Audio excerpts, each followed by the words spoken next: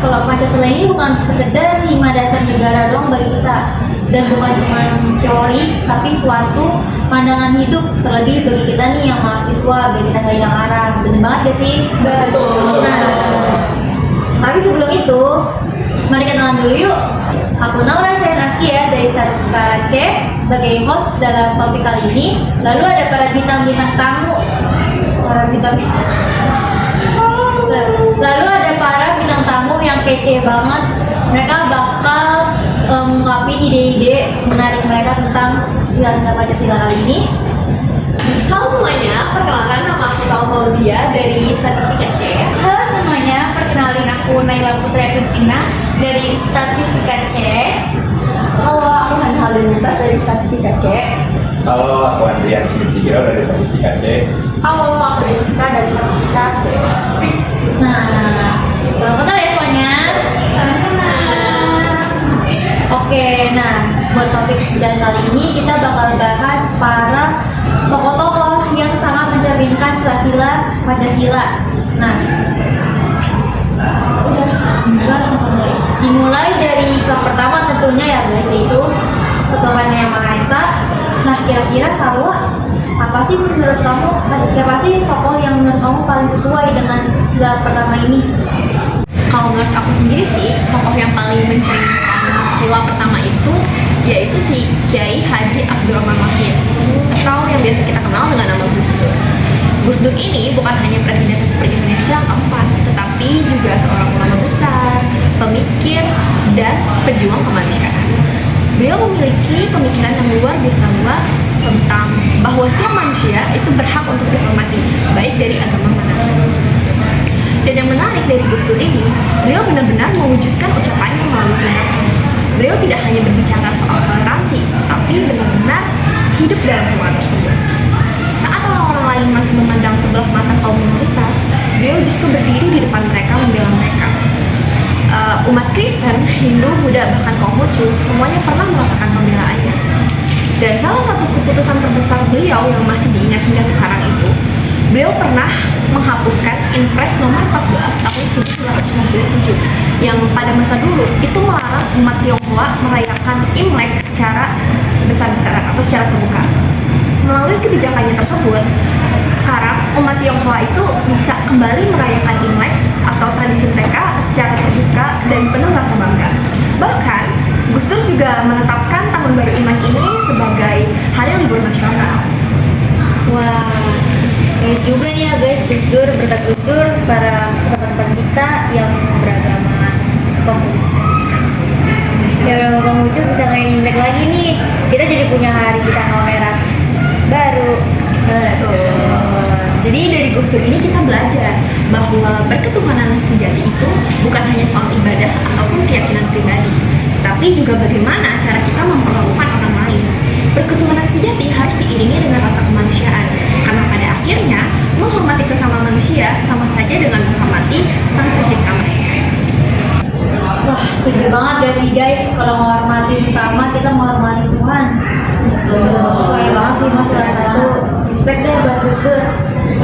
Nah, karena kita udah bahas sila satu yang berhubungan erat dengan kemanusiaan tadi, udah pasti sila kedua nih, yaitu kemanusiaan yang adil dan beradab. Kira-kira Jessica, siapa sih tokoh yang menurut kamu paling sesuai sama sila kedua ini?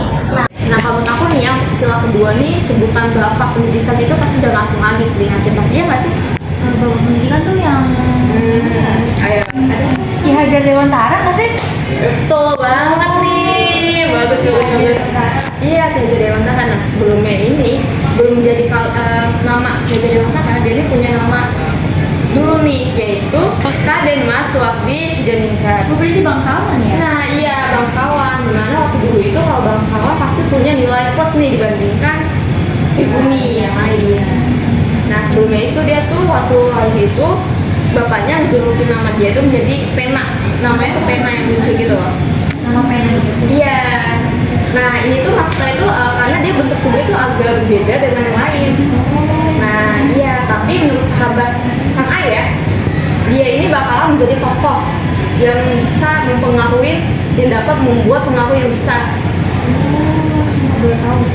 Nah itu kelihatan kan, ternyata emang benar menjadi pengaruh. Nah iya, nah sebelumnya itu kan dia tuh karena dia bangsawan, dia pasti punya privilege lah, dia bisa masuk ke sekolah nih, dia belajar di Batavia. Tapi karena dia suka sakit, akhirnya dia nggak naik kelas. Iya. Jadi dia beasiswanya dia itu jadi dia diputuskan. Tapi walaupun dia nggak bisa naik kelas, dia tuh tetap semangat untuk bisa mendapatkan pendidikan. Nah sesuai dengan yang tadi nih yang pena nih, kalau dengan kertas dan pena, dia akhirnya menulis buku-buku yang sangat menginspirasi. Ya ini nih menarik perhatian dua pemuda lainnya. Siapa tuh? Nah biasanya disebut 3 serangkai. Oh, 3 serangkai. Iya, masih ada yang ingat gak sih 3 serangkai siapa aja? Yang ada daun Twitter itu nggak sih? Betul banget. Sama ini nggak sih Cipto Mangunkusumo?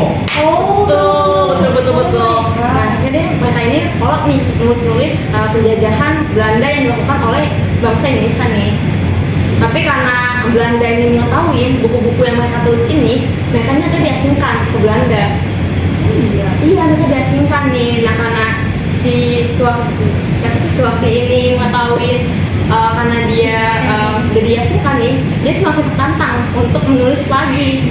Iya, supaya nih bangsa Indonesia ini tahu nih mereka ini dibodohin oleh Belanda dan penjajahan itu nggak kemanusiaan banget. setuju sih sama aku Iya. juga orang ya. Betul. Nah, tapi di pengasingan ini nih, dia mendapatkan kabar yang gak gitu baik karena istrinya waktu itu lagi melahirkan anaknya yang ketiga. Nah, tapi karena istrinya bilang ke si Raja Dewantara ini untuk janjinya dia nih untuk ketidakadilan, dia akhirnya tuh makin mendapatkan cahaya ilham gitu loh. Nah, seakan inspirasi nih dari kata-kata istrinya nih yang mengatakan dia mengganti namanya Iya. menjadi Ki Hajar Dewantara yang kita kenal.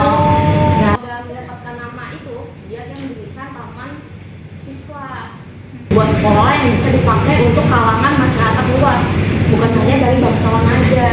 Berarti sini rakyat juga bisa. Iya, juga bisa belajar. Jadi melawan penjajahan ini bukan hanya dari kita perjuangan fisik aja nih, tapi butuh namanya pendidikan. Iya sih.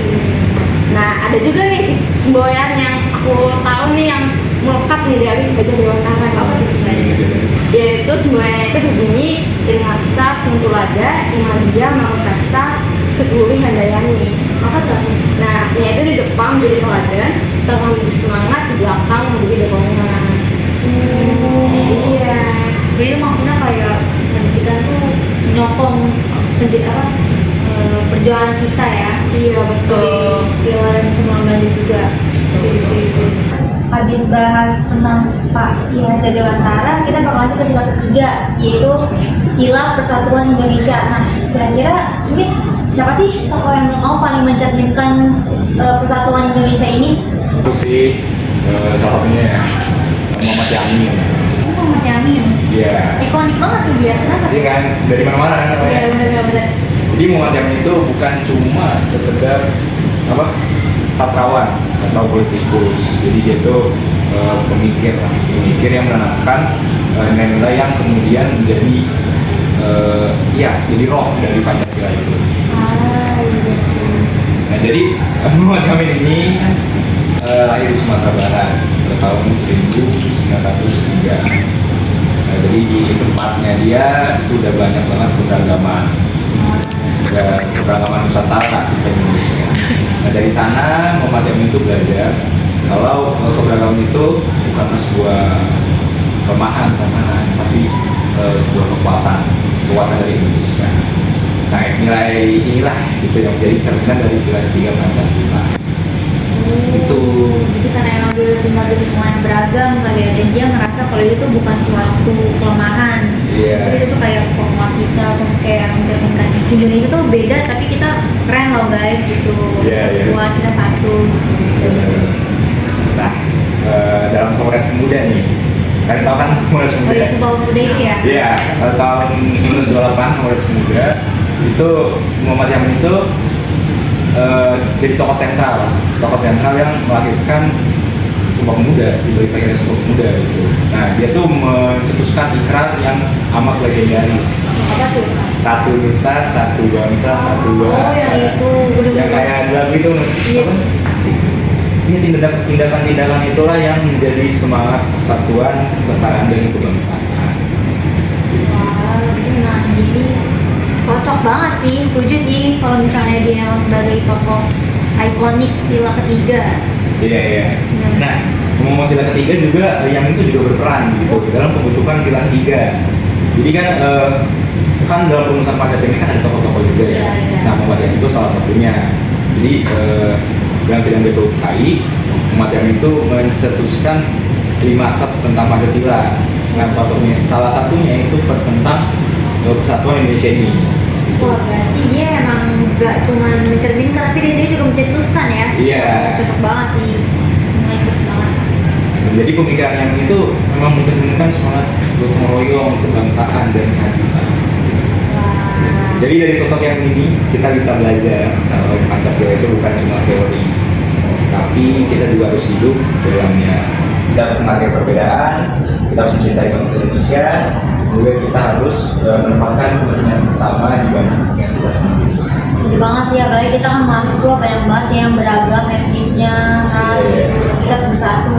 Nggak mungkin gara-gara itu kita diskriminasi satu sama lain kan? Enggak ya, nggak mungkin lah. Wah, habis dari Muhammad Yamin, kita punya sila keempat, yaitu yang logonya tuh ikonik guys, alias kepala banteng. Nah, sila keempat ini kira-kira tokoh mana sih yang paling cocok menurut kamu kan? Menurut aku tokoh yang paling ngegambarin sila keempat itu Muhammad Hatta. Oh, wakil presiden kita dong? Betul. Karena beliau ini kan apa ya, sosok yang berprinsip banget sama demokrasi dan kebijaksanaan. Bukan sama sekali bukan dia pemimpin yang ngotot mau menang sendiri. Jadi waktu masih muda, masih aktif di Perhimpunan Indonesia, beliau ini sering banget mimpin diskusi. Nah, gaya mimpin ini tuh emang tipe yang terbuka gitu, yang emang ngedengerin pendapat orang lain.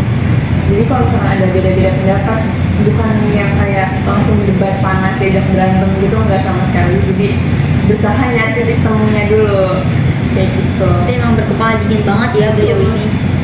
Nah, gaya kepemimpinan itu kelihatan beda banget waktu Bung Hatta sama Soekarno, karena Soekarno itu kan tipe yang berapi-api, yang bersemangat. Nah, Bung Hatta ini jadi sosok yang ibaratnya tuh nyimbangin Soekarno, karena dia kan bijak, terus rasional, gitu kan. Panas ketemu dingin gitu ya. Nah, jadi dia terdapat penting juga Bung Hatta tuh sering jadi penyejuk di tengah perdebatan gitu. Nah, ada satu kutipan dari Bung Hatta yang menurut aku tuh keren banget. Jadi kutipannya, demokrasi tidak hanya berarti hak untuk berbicara, tetapi juga kewajiban untuk mendengarkan. Nah, dari kutipan itu aja tuh udah, menurut aku udah ngegambarin banget sila keempat ini. Karena kan demokrasi itu bukan soal yang paling keras ngomong, tapi siapa juga yang paling mau ngedengerin kan. Udah sih, bener banget. Setuju banget sih guys, apalagi kita mahasiswa ini kan yang turun biasanya demo yang untuk menunjukkan aspirasi rakyat gitu kan. Tapi ya demonya nggak yang anarkis, kita itu demo untuk agar suara kita didengar, bukan untuk membuat kerusuhan. Ya kan nggak ya guys? Nah, selanjutnya nih, wah nggak kerasa udah sila terakhir nih guys, sila kelima, yaitu keadilan sosial bagi seluruh rakyat Indonesia. Nela, kira-kira menurut kamu siapa sih yang paling cocok nih buat mencermini sila kelima? Menurut aku sendiri itu Kata Timur sih. Oh, yang ada di Oscar gitu? Iya betul. Sila kelima yang berbunyi keadilan sosial bagi seluruh rakyat Indonesia itu, kita tahu bahwa orang itu harus dapat hak yang sama tanpa adanya diskriminasi kan? Nah, Kapitan Patimura ini punya sifat-sifat yang langsung nyambung sama sila itu, dimana dia ini punya sifat kepemimpinan inklusif yang sangat bagus, yang sangat kuat, yang dimana dia itu mengajak seluruh lapisan masyarakat pada saat itu, dari mulai petani hingga nelayan, untuk melawan penjajah Belanda pada tahun 1817. Nah, dari situ kita tahu bahwa Kapitan Patimura ini mencerminkan sila kelima, yaitu keadilan sosial, karena dia ini berjuang untuk melawan untuk agar hak-hak semua orang sama, tanpa adanya diskriminasi berdasarkan status sosialnya mereka. Jadi emang dia ini tuh memperjuangkan hak semua orang, nggak cuma bangsawan tapi para perakyat jelata juga ya. Betul. Selain itu, Kapitan Patimura ini melalui berdasarkan solidaritasnya dia membuat dia ini menyatukan berbagai suku di Maluku untuk melawan ketidakadilan seperti eksploitasi tanah oleh Belanda pada saat itu. Kebenarannya dalam menghadapi resiko pun menunjukkan komitmen untuk masyarakat yang adil di mana semua rakyat bisa hidup makmur pada zaman itu. Selain itu juga sifat kesederhanaannya dan visi jangka panjangnya dalam memastikan perjuangannya untuk keadilan sosial yang berkelanjutan. Seperti itu, Sherry. Wah, berarti emang Dewi ini keren banget sih guys. Udahlah melawan penjajah, tapi juga beliau perjuangin hak para rakyatnya. Respect sih Bang Kapitan Patimura. Wah, nggak kerasa banget nih semua sila udah tadi kita bahas. Sayang banget ya sila kita cuma ada 5. Tapi kalau cuma ada 7 namanya bukan panca ya. Iya. Tapi walaupun 5 sila kita ini udah sangat kokoh, udah sangat bagus karena mengimplementasikan semua nilai yang ada bagi rakyat Indonesia. Terutama bagi kita mahasiswa yang bakal langsung terjun ke masyarakat ya guys. Paling ini penting banget guys buat kita. Nah, berhubung semua sudah kita bahas, sayang banget kita bakal tutup nih guys, bagus. Sekian untuk topik pembicaraan kali ini. See you next time in Bima Bincang Mahasiswa. Yahoo! Yang biasa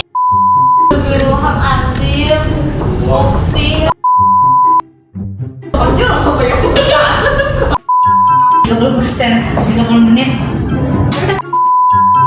Oke. Dah. Itu tuh paragraf ini tuh singkat gitu, gak mau kan? Gimana cara nyambunginnya? Hah, mau udah jam 2? Iya.